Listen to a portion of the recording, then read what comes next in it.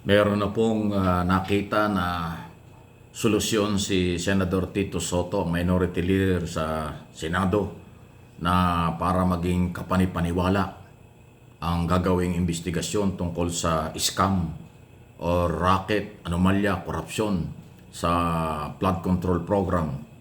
Ang sinasabi po ngayon ni Soto, magbuo ng IPC, Independent People's Commission, na mag-iimbestiga sa graft in corruption. IPC.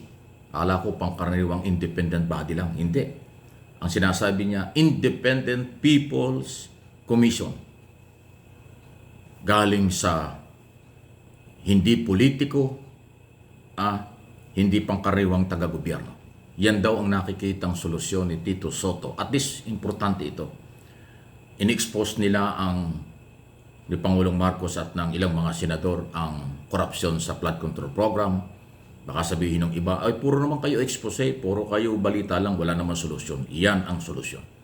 Tama yan. Kasi ako naniniwala until now na pag Senado at Kongreso ang nag-imbestiga sa isyong ito, mababaliwala. Kasi ang authority ng Senado at Kongreso in aid of legislation, pagkatapos ng investigasyon, magre-rekomenda at gagawa lang ng batas. Wala akong pagpapakulong dyan. Ang gagawa ng aksyon para ipakulong at panagutin sa mga batas ay ang Executive Department pa rin.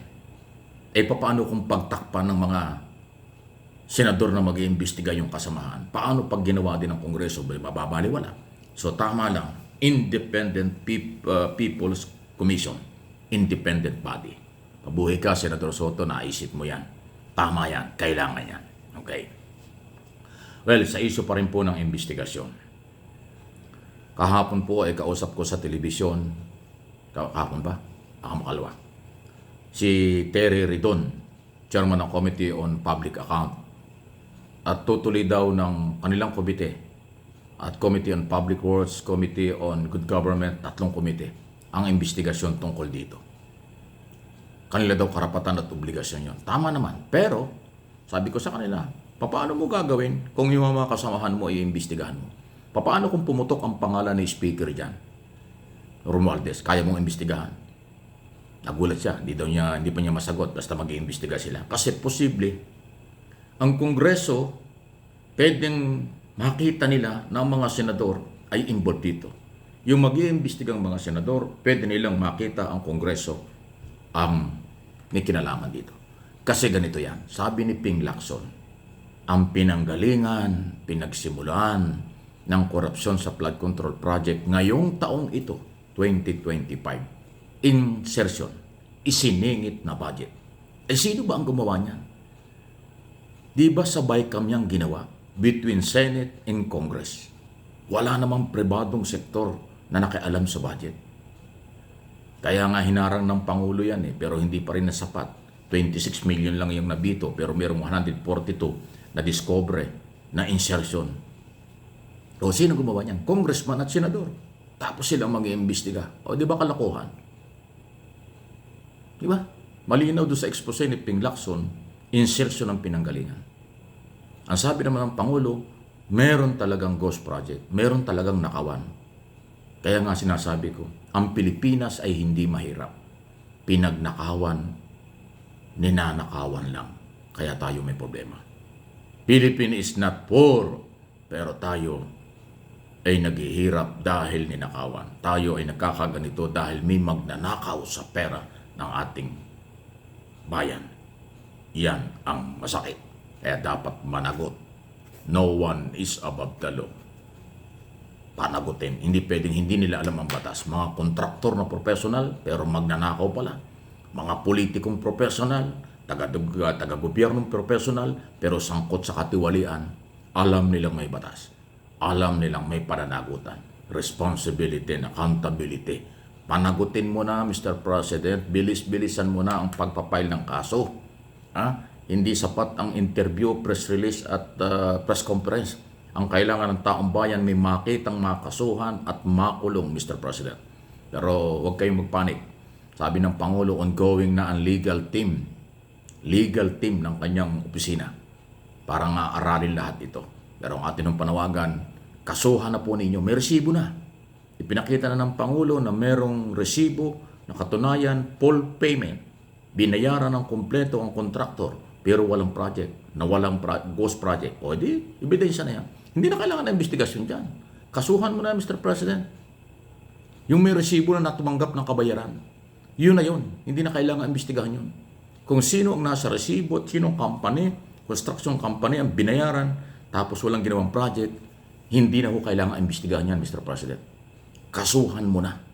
Nagmamadali na po ang taong bayan kasi kanila itong perang ito. Pagod na, hirap na, galit na ang mamamayang Pilipino, Mr. President.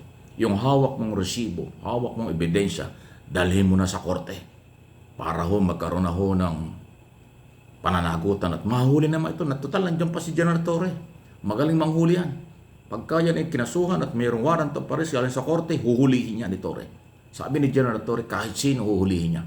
Kahit sino huhulihin ng pulis. Dahil trabaho ng pulis manghuli, magpatupad ng warrant of arrest.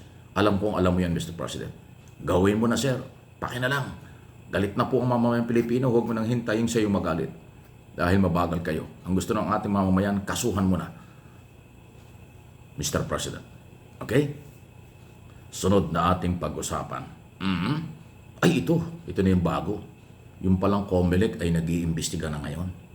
Iniimbestigahan na daw po ng COMELEC si Senador Chis Escudero at iba pang politikong tumanggap ng donasyon mula sa mga kontraktor. Active na kontraktor. Bawal na bawal po yan. Yung active na kontraktor, may kontrata sa gobyerno, tapos nag-donate sa politiko, tinanggap mo, may pananagutan yung politiko, may pananagutan yung kontraktor. Bawal sa batas yun. Si Escudero po ang umamin tumanggap ng 30 milyon. Merong kontraktor na umaming matagal na siya nagbibigay ng tulong sa mga kandidato, hindi lang kay Escudero. So, COMELEC Chairman Garcia, bilis-bilisan mo rin. Umamin na sila, kasuhan mo na. Kung anong penalty, gawin mo na. Disqualification ba? Suspension ba? Ano ba ang authority ng COMELEC sa mga incumbent politician nakinabang sa kontraktor? Ay alam naman natin, politiko, kontraktor, politiko, dami-dami lang yan. Magkakaibigan niya mga yan. Kaya kasuhan mo na, George Garcia. Hindi naman ho tayo nagmamadali, pero kailangan nating madaliin. Kasi pag ito'y nakalimutan, alam mo ninyo, pagkakorupsyon ang pinag-uusapan. Pag ito'y nakalimutan ng media at ito'y natabunan itong isyong ito, nababaliwala. Para bang okay lang, nakalimutan na. Ang media lang naman talaga ang bumubuhay ng mga balita rito sa atin.